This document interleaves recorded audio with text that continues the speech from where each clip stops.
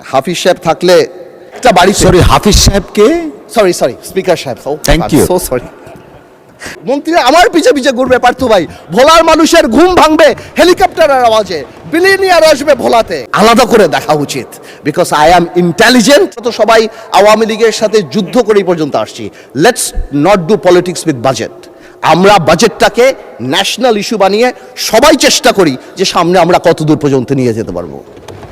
মাননীয় স্পিকার আমি আমার এলাকা নিয়ে কিছু কথা বলি ভেরি ইম্পর্টেন্ট ভোলা নিয়ে কথা বলা মাননীয় স্পিকার হাফিজ সাহেব থাকলে রিলেট করতো উনি ভোলার মানুষ মাননীয় স্পিকার একটা বাড়ি সরি হাফিজ সাহেবকে সরি স্পিকার সাহেব Thank you. সো সরি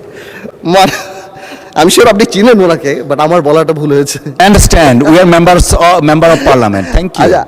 আমি বলতে চাচ্ছিলাম একটা বাড়িতে যদি তিনটা বাচ্চা কাচ্চা থাকে বা তিনজন বাচ্চা থাকে তিনজন সন্তান থাকে আর একজন সন্তান যদি অঙ্কে ভালো হয় বাবা মা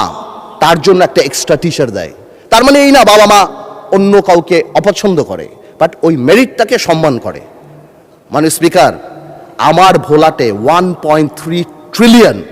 কিউবিক মিটার গ্যাস আছে আমাকে একটু অঙ্কের টিচারের মতো আলাদা করে দেখা উচিত because I am intelligent and I have the capacity to become a doctor or engineer in future আমি গ্যাসে পরিপূর্ণ আপনি আমাকে ভ্যালু করেন আজকে ভোলা ব্রিজ আজকে আমি মন্ত্রীদের পিছে পিছে ঘুরি কাউকে বলে আমাকে একটা এয়ারপোর্ট দেন কাউকে বলে আমি একটা তেল দেয় কাউকে বলি আমাকে একটু এয়ারপোর্ট করে দেন আমাকে একটা বিশ্ববিদ্যালয় এবং আমার ভোলা ব্রিজ সেতু অনেকেই এটা কনফিউশন যে এই বাজেটের মধ্যে কেন ভোলা বরিশাল সেতুর কথা আসলো না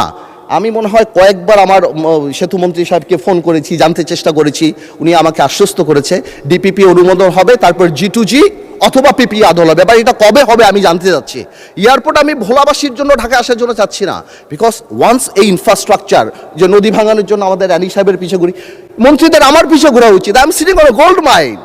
1.3 ট্রিলিয়ন কিউবিক মিটার মন্ত্রীরা আমার পিছে পিছে ঘুরবে পার্থ ভাই ভোলার মানুষের ঘুম ভাঙবে হেলিকপ্টারের আওয়াজে বিলিনিয়ার আসবে ভোলাতে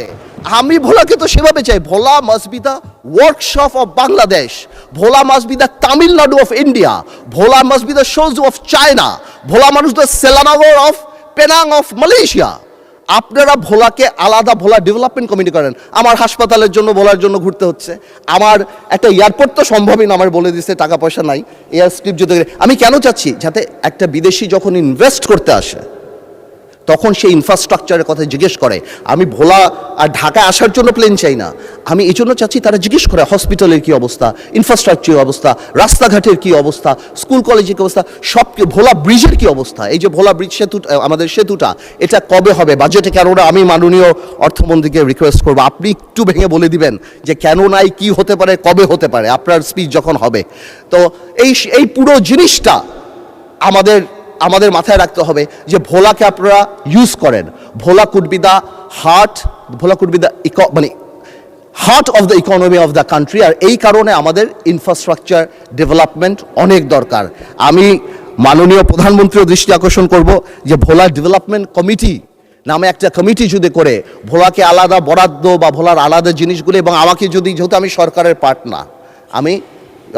আমি কোনো মন্ত্রী না বা আমার কোনো এক্সিকিউটিভ পাওয়ার নাই আমাকে এরকম একটা অ্যাক্সেসিবিলিটি করে দেওয়া যাতে আমি আমার কাজগুলি খুব তাড়াতাড়ি বের করে নিয়ে আসতে পারি মাননীয় স্পিকার